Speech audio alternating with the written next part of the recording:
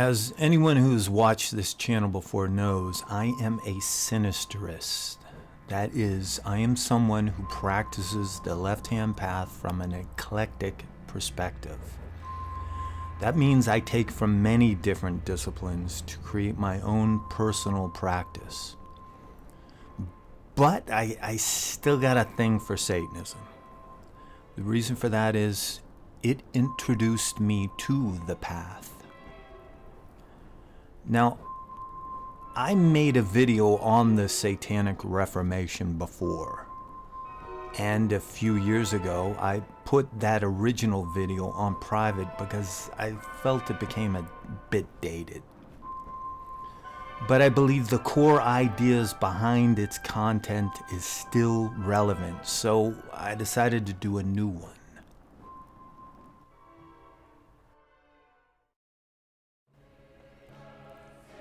I'm a big history buff, and I couldn't help but notice a parallel between what happened beginning in the 16th century and what's happening now.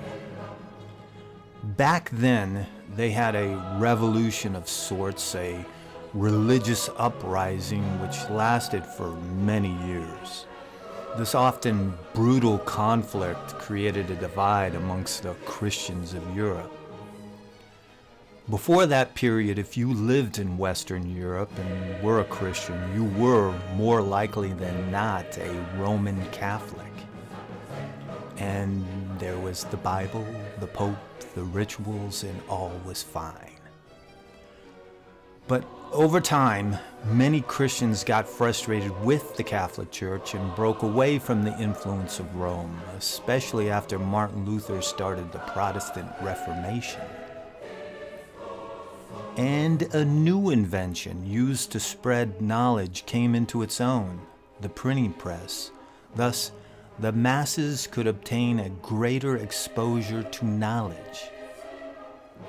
You see, you no longer had to go to church and have the Bible read to you. Now it could be made easily available to just about anyone. Because of this, you no longer needed the Pope to be a conduit between you and God. You could reach him on your own. Easy access. Thus, new denominations came to be independent of the Pope and the Catholic Church. Now, let's jump ahead about 500 years.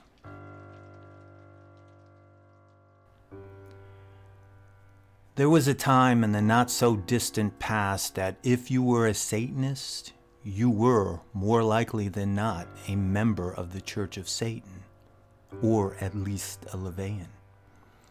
You had your Bible, your Pope, your rituals, and all was fine.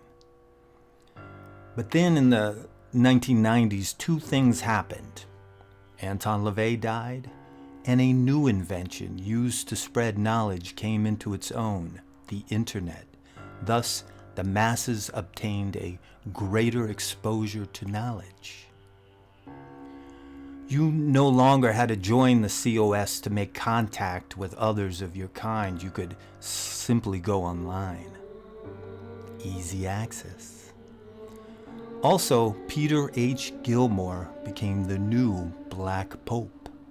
But over time, many became frustrated with Gilmore. His written content was less about the left-hand path and its philosophy and more about attacking others for not being real Satanists. But don't get me wrong, I understand his frustration. There is a lot of bullshit out there. But he seemed to turn the COS into an elitist club with an us against them mentality instead of it being a source of knowledge. Also, he hasn't done much with the organization online. Go ahead, search for Satanism on YouTube. The Satanic Temple should not be the first thing you see. It should be the Church of Satan.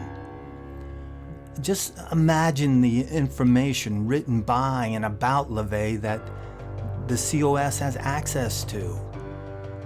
They could be making the most incredible videos and documentaries.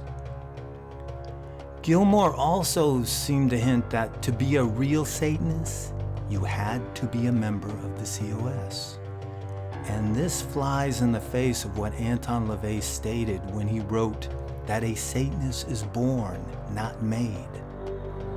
Thus, a divide between those who identified with Satanism and the COS grew. So new organizations, websites, forums came to be independent of the Black Pope and the Church of Satan. No longer did one need $200 and a little red card to be a confirmed Satanist.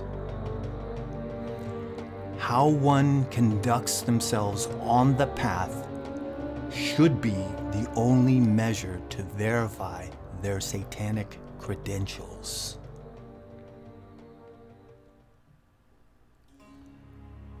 So my friends, foes, and faithful minions, don't get me wrong, I still have respect for the Church of Satan and what LaVey created.